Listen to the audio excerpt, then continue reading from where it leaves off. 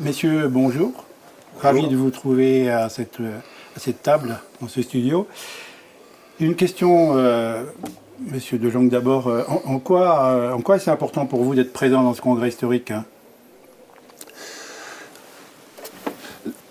D'abord, l'importance d'organiser des congrès, parce que c'est un lieu évidemment d'apprentissage, c'est un lieu de networking, et c'est surtout, je trouve, un moment important pour les jeunes coachs de repérer des formateurs, de repérer des genres d'expériences avec lesquels ils pourraient avoir envie de continuer à apprendre. Et puis pour nous, c'est l'occasion de revoir des vieux copains et de rediscuter. Donc c'est un effet de... On continue la transmission que nous faisons dans notre métier depuis longtemps, mais à plus grande échelle. Ok. Vous intervenez sur un atelier, dans une conférence? Oui, Mille et moi, nous venons de donner ce matin un atelier sur la redécision. Et alors demain, je fais une démonstration de coaching. Ok. Quelques points de cette conférence de ce matin? Quelques points. Bon, bien, le processus de redécision, c'est un processus qui nous vient de l'analyse transactionnelle et que nous appelons le chaînon manquant entre notre vie du passé et notre vie future. C'est-à-dire que dans la vie, nous avons pris des décisions quand on était jeune, conscientes ou inconscientes, qui nous ont aidés à un moment, mais qui peut-être ne nous aident plus maintenant. Et donc, c'est de prendre conscience que ce que nous avons fait par rapport à un sujet X nous a convenu mais ne nous convient plus, et de prendre une décision de changement. Mais la particularité, c'est que la décision, elle ne se fait pas dans la tête, elle se fait au niveau émotionnel, dans ce que l'analyse transactionnelle appelle notre enfant intérieur. Alors, si c'est pas dans la tête, c'est à quel endroit? Les tripes, les émotions. Ouais. Et puis connecté avec la tête, évidemment. Mais la tête ne va vraiment agir que si les émotions ont été touchées avant.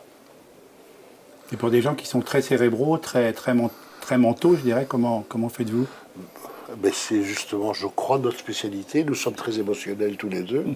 Et on s'adresse à des gens comme ça, en prenant d'abord contact avec comment ils fonctionnent aujourd'hui, pour les amener petit à petit à ce qu'ils prennent conscience que l'émotion est fondamentale. Mais si les gens sont très intellectuels, c'est souvent parce qu'ils se protègent. Donc on peut-être leur montrer qu'ils n'ont pas besoin de se protéger. En tout cas avec nous. Oui. Okay. Et puis après, petit à petit, ouvrir les portes avec les autres. Ok. Il Rosso, vous êtes partenaire sur l'atelier. Qu'est-ce qui vous a amené à participer à ce congrès? Et pour l'instant, ma passion est de mettre la redécision comme méthodologie de nouveau dans le monde. Je travaille avec la décision un peu partout dans le monde pendant 40 ans, plus de 40 ans.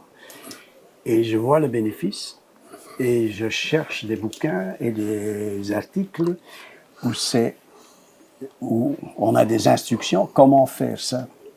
Et quand j'ai eu l'occasion, c'est Pierre-Jean qui m'a donné l'occasion, qui disait « il faut qu'on soit là ». Et voilà, on est là. Et il y a des zones privilégiées, qui sont plus matures dans le monde, où il y a un certain nivellement. Non.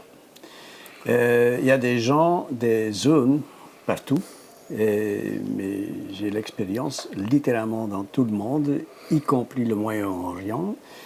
Et le moment qu'on touche la vraie partie essentielle de l'être humain, il se rapproche.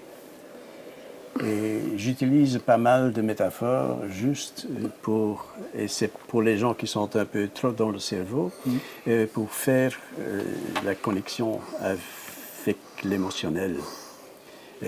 Apparemment, une métaphore que j'ai utilisée j'ai au moins 6-7 personnes qui sont venues et qui disent « Votre image de jouer avec ton coaché dans le bac à sable », et c'est ce qu'on fait.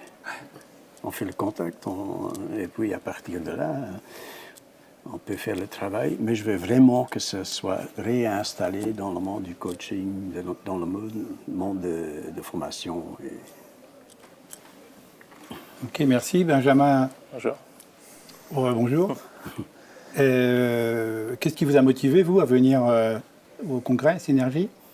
Ce qui m'a motivé à venir au congrès Synergie, c'est, comme tu l'as dit tout à l'heure, c'est un congrès historique. Donc c'est l'occasion de rencontrer du monde, de rencontrer des pairs, de rencontrer des coachs, des superviseurs, des formateurs, etc. Et je pense que c'est important aussi de montrer que le coaching est une pratique vivante. Qui est en construction, qui est en renouvellement, c'est quelque chose, c'est pas quelque chose de figé, quelque chose de passé, quelque chose où on applique des recettes, quelque chose où on a beaucoup de cuisiniers aussi qui inventent et qui recherchent. Et je pense que c'est important de pouvoir rencontrer, que ces gens-là puissent se rencontrer et rencontrer un public aussi pour faire vivre cette profession et contribuer à y participer, à la construire et à la faire évoluer dans cette optique-là. Et donc c'est ce qui m'amène à prendre avec plaisir participation à ce congrès. Mmh. Ok. Et tu interviens sur un atelier J'anime un atelier sur la boussole de résolution de conflits, sur les questions de résolution de conflits, sur une approche de pouvoir à la fois outiller le coach ou les managers sur la situation de conflit, mais surtout de pouvoir naviguer dans un conflit. Parfois, on a du mal à prendre des décisions parce qu'on se laisse déborder justement par nos schémas et par nos vieux travers, ou on ne sait pas faire. Donc c'est un outil qui aide à dépasser ça et qui aide aussi à dépasser l'outil lui-même en fait. C'est plutôt un mode de pensée ou un mode de conception du conflit là-dessus. Et donc j'anime un atelier là-dessus de manière très pratique. Donc l'idée est de pouvoir présenter un outil mais que les gens puissent se l'approprier pour l'intégrer dans leur pratique. Et c'est un outil que j'ai aussi exposé dans un livre que j'ai l'occasion de dédicacer lors du congrès. Il s'appelle « Faciliter la résolution de conflits », qui est justement parce qu'en tant que coach, en tant que manager, en tant que leader, parfois on est confronté à des situations où on ne sait plus faire, parce qu'on ne sait plus penser, on ne sait plus réagir, on ne sait plus agir. Et ce sont des situations qui, en tant que coach, c'est du pain béni, en fait, c'est des terrains de jeu, un bac à sable, qui est de dire comment on peut faire émerger des opportunités, des comportements différents, des émotions différentes, des pensées différentes. Et donc c'est dans cet ordre-là, je trouve que c'est un lieu merveilleux pour pouvoir le faire, justement, parce qu'on peut apprendre entre nous de notre pratique, de notre posture. Et ce sont des moments qui sont trop rares, je trouve, et qu'il faut développer davantage. Merci. Philippe Ronaski, vous êtes là. Qu'est-ce qui vous a motivé? Ce qui m'a motivé, c'est le premier congrès francophone de coaching. C'est un événement historique. ICF Synergie organise déjà depuis plusieurs années différents webinars, différents événements en ligne. Il y a une différence entre le fait de rencontrer des personnes en ligne et puis les rencontrer vraiment en personne. Et donc, pour moi, c'était une évidence d'être présent ici. Je dois dire que j'ai un lien avec ICF aussi qui date déjà d'il y a quelques années. J'ai participé à une conférence d'ICF à Orlando en 1999, pour parler en belge, 1999. C'était un grand événement. Et ce sont des moments extrêmement motivants parce que on établit des liens avec d'autres coachs, des liens durables. C'est la première fois maintenant que ça a lieu dans le monde francophone et donc je suis ravi d'être ici présent. Et votre intention en venant avec les conférences et ateliers les deux que tu animes, quelle est l'intention? En fait, il y a même trois choses. Je vais intervenir de trois façons. D'abord, une conférence. Je suis déjà intervenu à de nombreuses reprises sur le sujet du coaching interculturel et du coaching global. Mon intervention aujourd'hui va être un petit peu dans la lignée de ça, mais je vais parler plus spécifiquement de l'éthique et de comment enrichir l'éthique du coaching. Parce qu'un des soucis aujourd'hui, c'est que nous faisons face à des défis considérables, sociaux, environnementaux, économiques.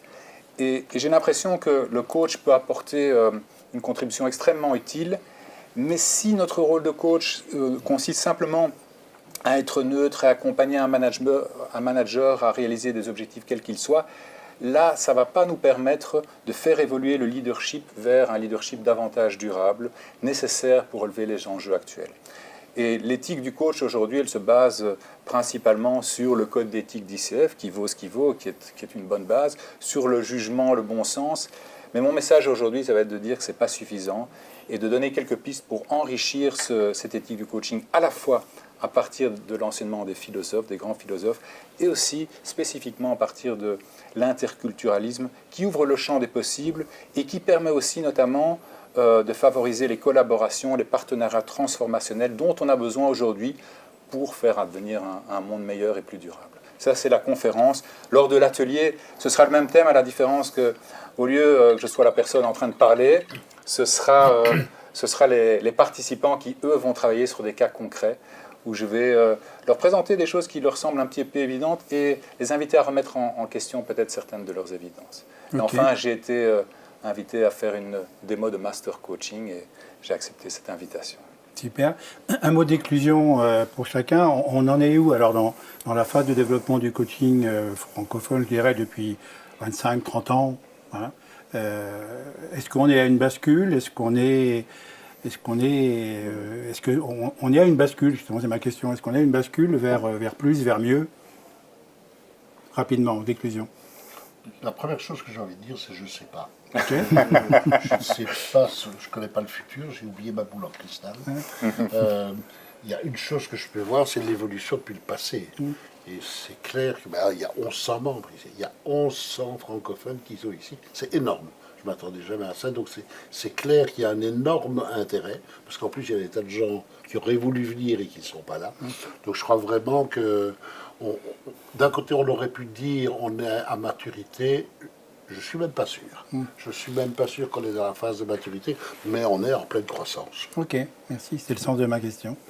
Oui, j'enchaîne parce qu'il y a encore beaucoup de travail à faire et j'étais très content de ton intervention. Les gens n'ont pas assez, la plupart des coachs n'ont pas assez de courage d'explorer où est-ce que je peux aller, qu'est-ce qui est acceptable. Et au lieu de ça, j'entends des gens qui disent non, c'est pas permis, c'est pas permis. Il y a des règles d'éthique de base.